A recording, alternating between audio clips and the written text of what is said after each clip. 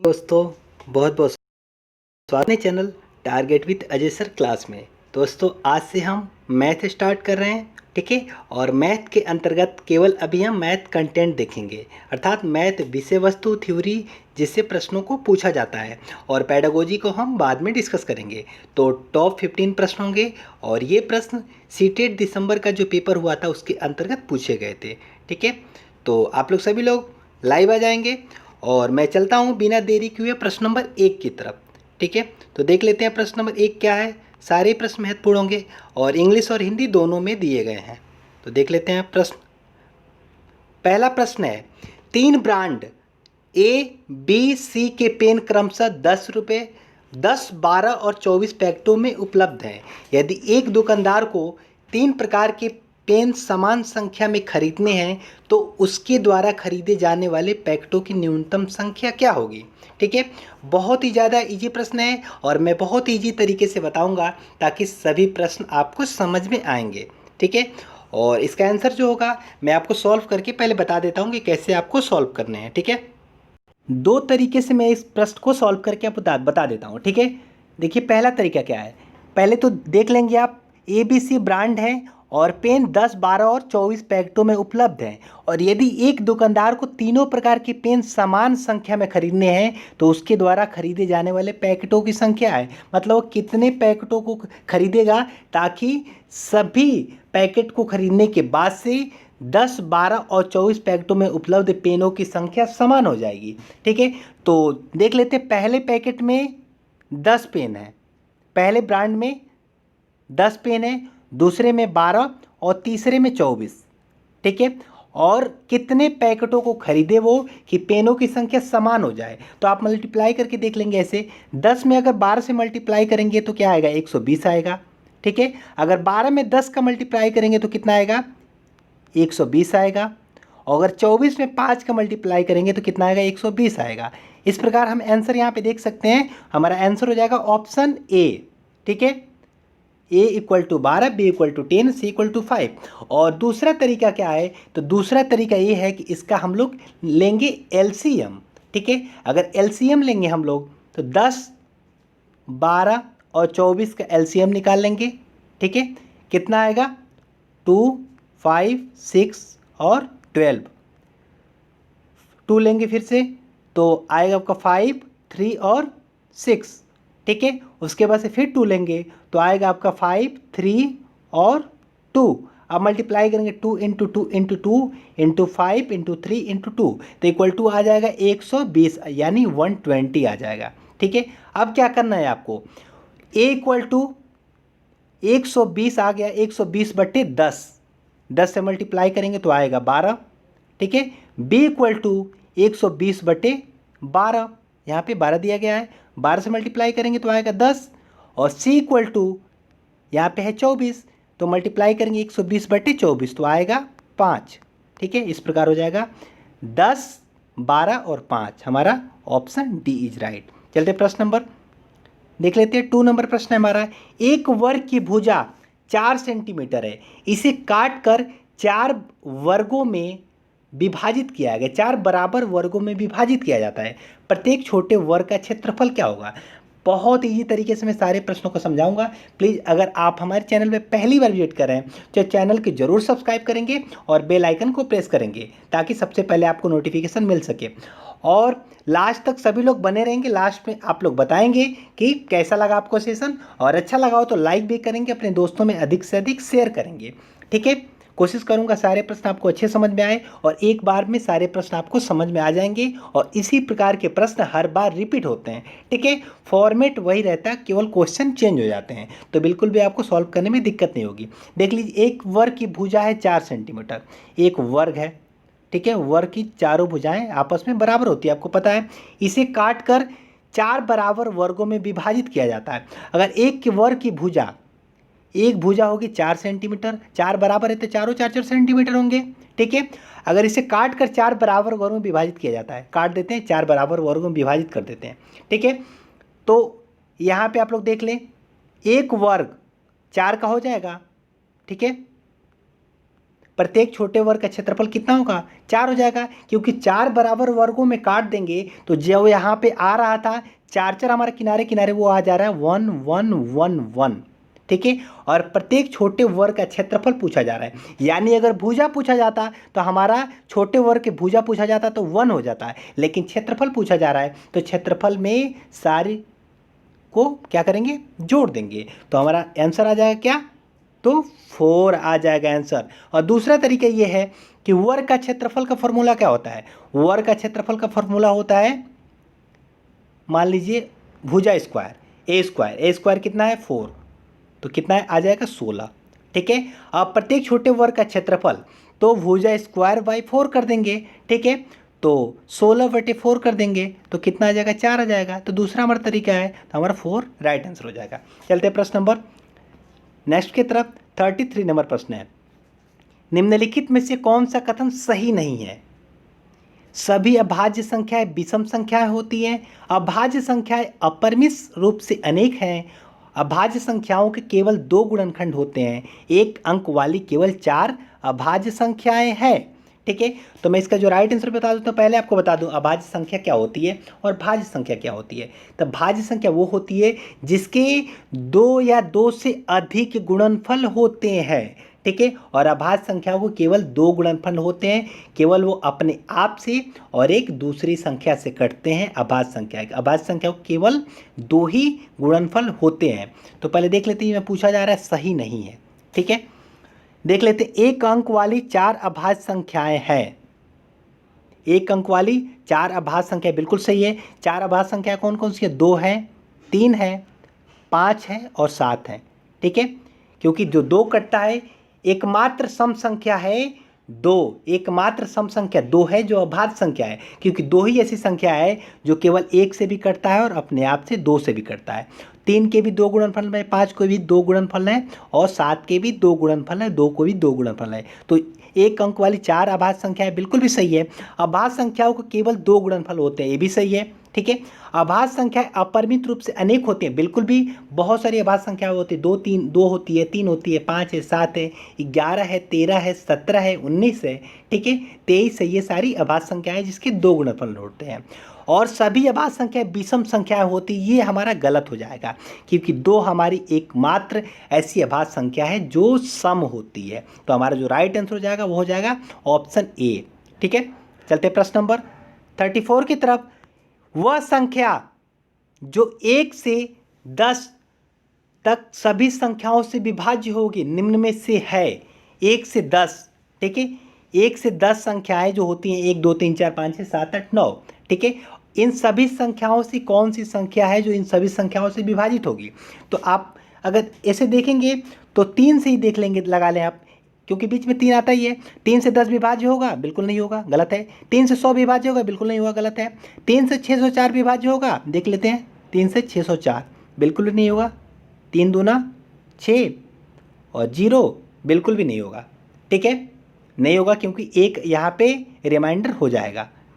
और 2520 में अगर 3 से विभाजित करेंगे, 2520 को अगर 3 से विभाजित करें या किसी भी संख्या से विभाजित करेंगे, 1 से 10 के बीच की सारी संख्याओं से 2520 विभाजित हो जाएगा।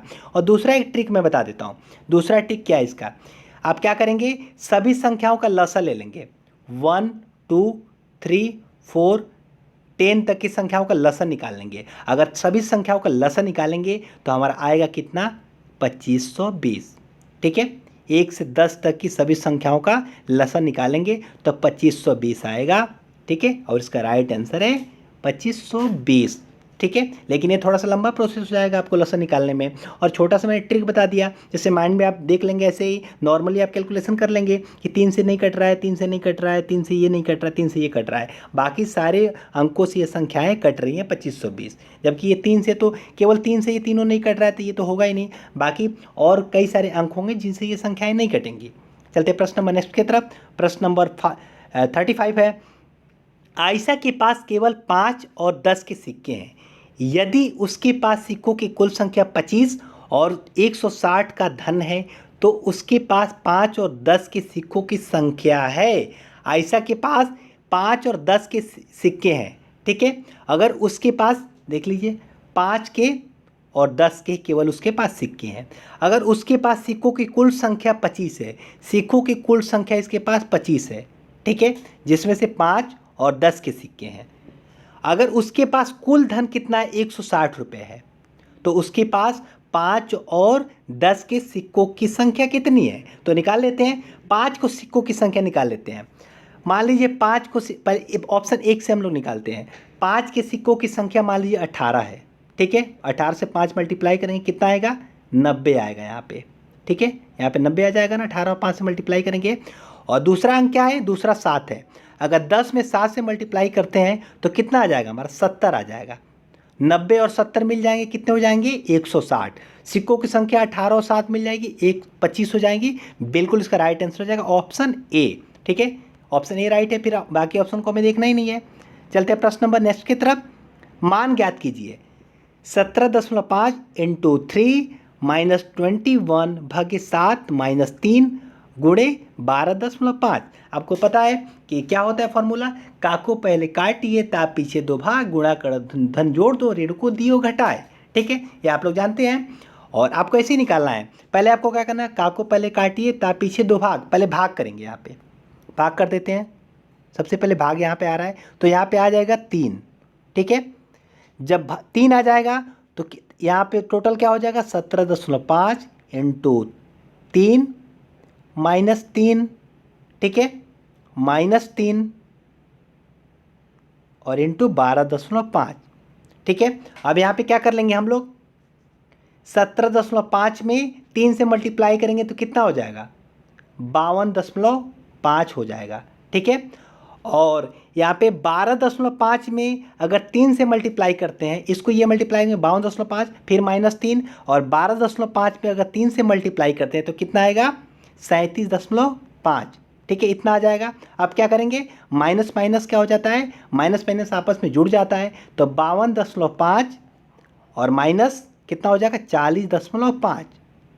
अब क्या करेंगे, 52.5 में 40.5 घटा देंगे तो आ जाएगा हमारा आंसर 12 ऑप्शन में है, बिल्कुल ऑप्शन ए इज राइट, ठीक है, बी इज राइट, सॉरी। चलते हैं प्रश्न नंबर नेक्स्ट की तरफ। एक बाग के वृक्षों में नीम के वृक्षों की संख्या, एक बाग के वृक्षों में नीम के वृक्षों की संख्या 1/6 भाग है, ठीक है। मान लीजिए ये एक बाग है,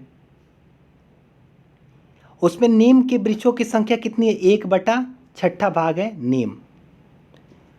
आधे वृक्ष अशोक के हैं, इसमें से आधे जो हैं यहाँ पे अशोक के हैं, ठीक है, और शेष वृक्ष यूकेलिप्टस के हैं, ठीक है, यूकेलिप्टस के शेष वृक्ष हैं, यूकेलिप्टस के शेष वृक्ष हैं। यदि नीम के वृक्षों की संख्या 5 है, मान लीजिए नीम के वृक्षों की संख्या केवल 5 है, ये वृक्षों की संख्या नीम की 5 हो जाएगी।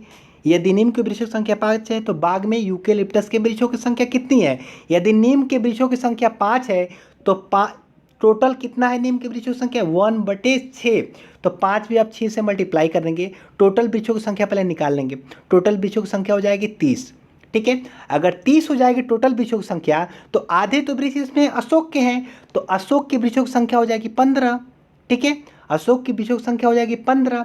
और आपको पता है कि नीम के वृक्षों की संख्या है 5, 15 और 5 20 हो जाएगा, और पूछ रहा है यहाँ पे यूकेलिप्टस के कितने वृक्ष हैं, तो 15 और 5 20 हो जाएगा, और 30 में से अगर आप 20 निकाल देंगे तो आ जाएगा हमारा आंसर 10। हमारा राइट आंसर हो जाएगा ऑप्शन 10, ठीक है, ऑप्शन बी इज राइट। चलते हैं प्रश्न नंबर नेक्स्ट की तरफ। एक रेलगाड़ी दिल्ली से 29 अगस्त 2019 को 4:30 बजे यानी 16:30 पे प्रस्थान करती है और अपने गंतव्य पर 31 अगस्त को 8:45 पे पहुंचती है। इस यात्रा का कुल समय कितना है, ठीक है। 29 अगस्त को ये 4:30 बजे प्रस्थान करती है और 31 अगस्त को पहुंचती है 8:45 पे, तो 29 अगस्त से 30 अगस्त 4:30 कितना हो जाएगा, 30 अगस्त 4:30 बजे आपका हो जाएगा 24 आवर, ठीक है। और 30 अगस्त को ये शाम को 4:30 बजे 24 हो जाएगा। अगर सुबह 4:30 करेंगे 31 अगस्त को सुबह 4:30 करते हैं तो 12 घंटा और जोड़ लेंगे, ठीक है। अब कितना बच गया 31 अगस्त में, 8:45, तो 4:30 से 8:45 कितना अधिक हो रहा है, 4 घंटे 15 मिनट, तो 12 और 24 और 4 घंटे 15 इसमें ऐड कर लेंगे, कितना हो जाएगा 12 और 24 36 और 4 36 4 40 15। इसका राइट आंसर हो जाएगा 40 घंटे 15 मिनट लेती है। ठीक है, चलते हैं प्रश्न में देख लें।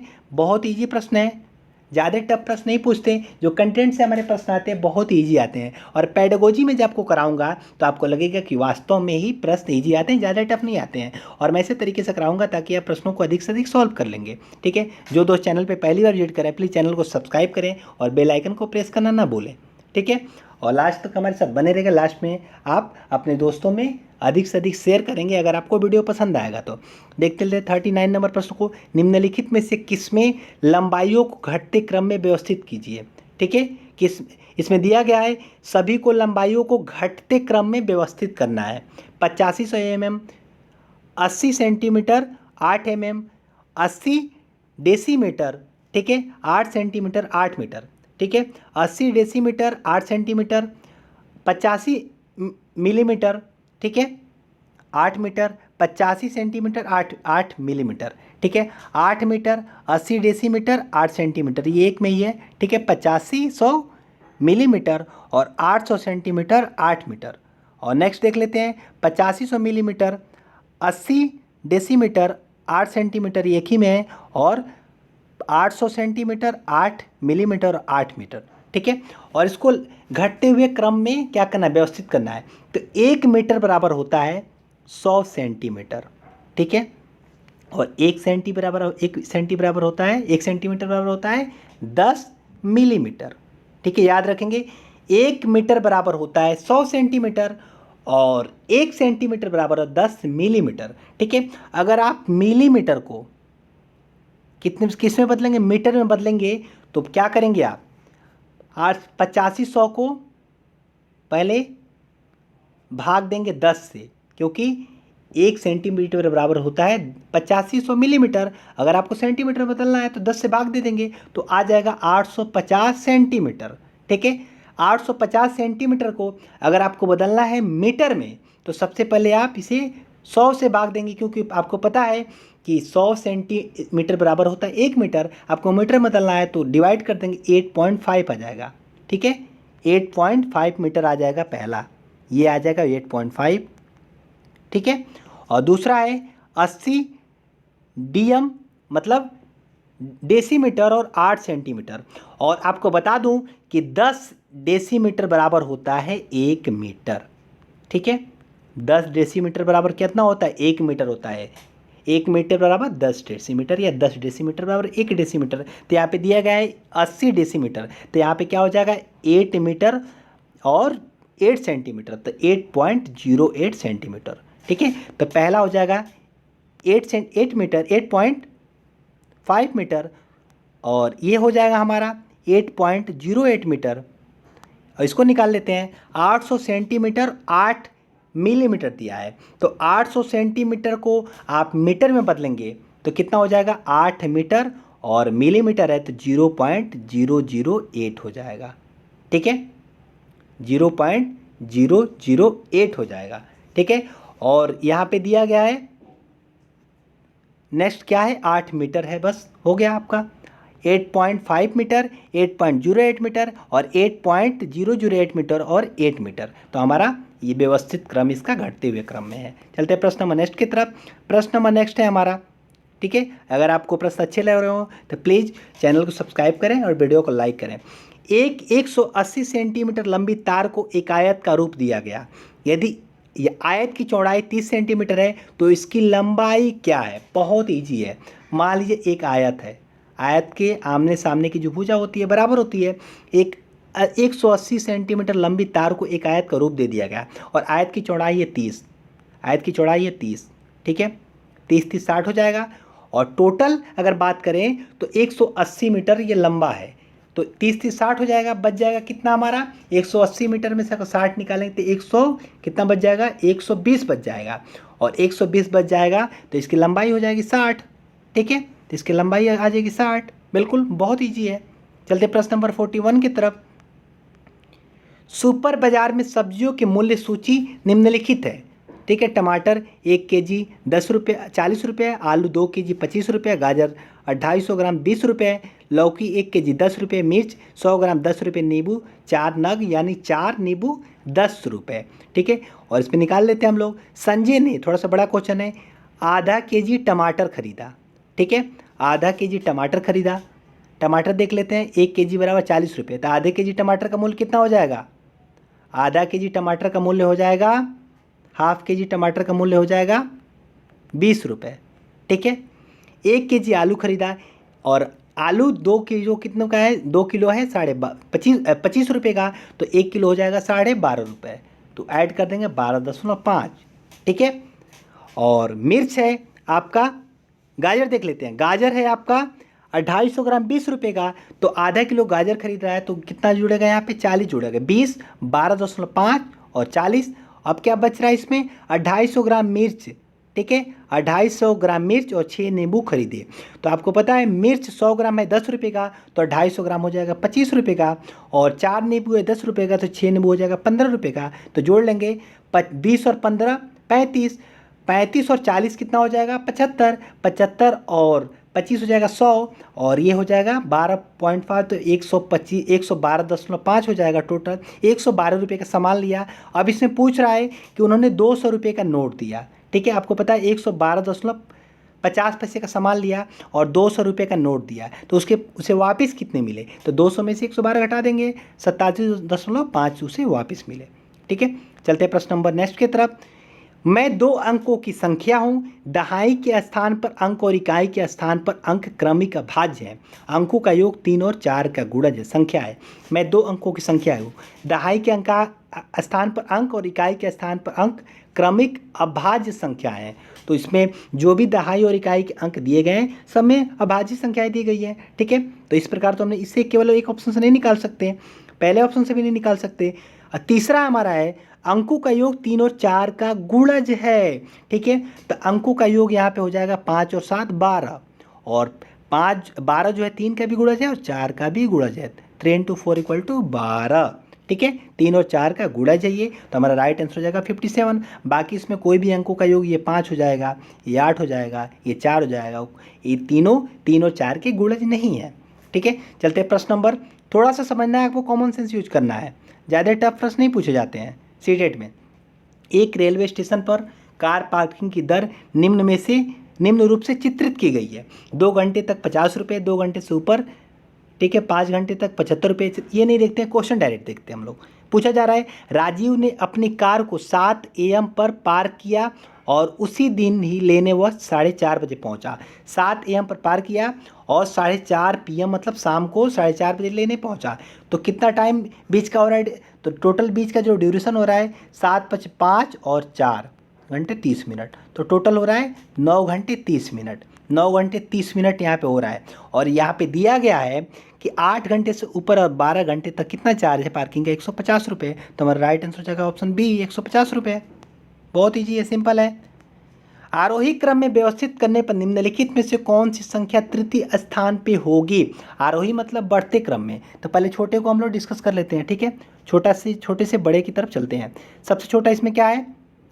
0.007, ठीक है, 1 नंबर है। दूसरे पे क्या है? नहीं, 1 नंबर सबसे छोटा हमारा ये है, सॉरी, 0.77। दूसरे नंबर पे क्या है हमारा?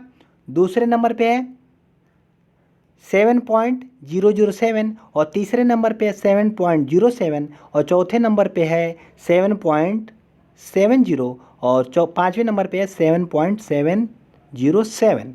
तो फर्स्ट और सेकेंड और थर्ड, तो क्रमिक रूप से आपको व्यवस्थित करने तृतीय स्थान पे कौन आएगा? 7.07, ठीक है। Option 3 is right. चलते हैं प्रश्न नंबर लास्ट की तरफ। मैं एक 5 अंकों की संख्या हूँ, देख लेते हैं। मैं एक 5 अंकों की संख्या हूँ, दहाई के स्थान का अंक 8, इकाई के स्थान का अंक दहाई के स्थान के अंक का 1/4 है। 1000 के स्थान का अंक 0, 100वें स्थान का अंक इकाई के स्थान के अंक का दुगुना, 10,000वें स्थान का अंक इकाई के स्थान का तिगुना है। संख्या क्या है? बहुत ही सिंपल है। मैं एक 5 अंकों की संख्या, इसमें चारों ऑप्शन 5 अंकों की संख्या है, ठीक है। दहाई के स्थान का अंक 8 है, पहले देख लेते हैं। दहाई का स्थान का अंक है 8, तो इसमें 2 ही सिर्फ ऑप्शन है जिसमें दहाई का अंक का स्थान है 8। बाकी 2 कट कर देंगे, ठीक है। और दूसरा है इकाई के स्थान पर अंक दहाई के स्थान के अंक का 1/4 है। जो इकाई के स्थान का अंक है वो दहाई के स्थान के अंक का 1/4 है। तो दहाई का स्थान का अंक है 8 और 1/4 करेंगे तो 2। तो इन दोनों ऑप्शन में 8 और 2 है, ठीक है।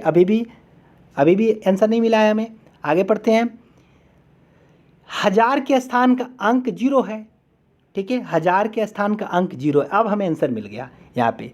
हजार के स्थान का अंक यहाँ पे 0 है, ठीक है, ये भी आपको मिल गया है। 100वें स्थान का अंक इकाई के स्थान के अंक का दुगुना है। तो 100वें स्थान का अंक है 4 और इकाई के स्थान का अंक है 2, तो इसका दुगुना हो जाएगा 4। और आगे है 10,000वें स्थान का अंक इकाई के स्थान का तिगुना है। तो इकाई के स्थान का अंक है 2 और 10,000वें स्थान के अंक का स्थान अंक है 6, तो तिगुना हो जाएगा, यहाँ पे आ जाएगा 6। तो राइट आंसर हो जाएगा 60482, ठीक है। आपको कैसे लगे प्रश्न? उम्मीद करते हैं कि सारे प्रश्न आपको समझ में आए होंगे। बहुत इजी तरीके से मैंने समझाने की कोशिश की है, बिना किसी फॉर्मूले से। आप कहेंगे तो मैं फॉर्मूले से इसे बता दूंगा, ठीक है, लेकिन आप अगर ऐसे कॉमन सेंस यूज करते हैं तो फिर बहुत ही अच्छी बात है।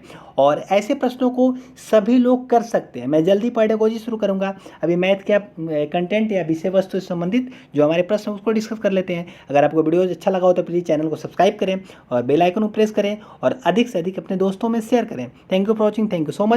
मिलते हैं फिर नेक्स्ट वीडियो में, तब तक के लिए बाय बाय। अपना और अपनों का ख्याल रखें। Have a good day and good luck.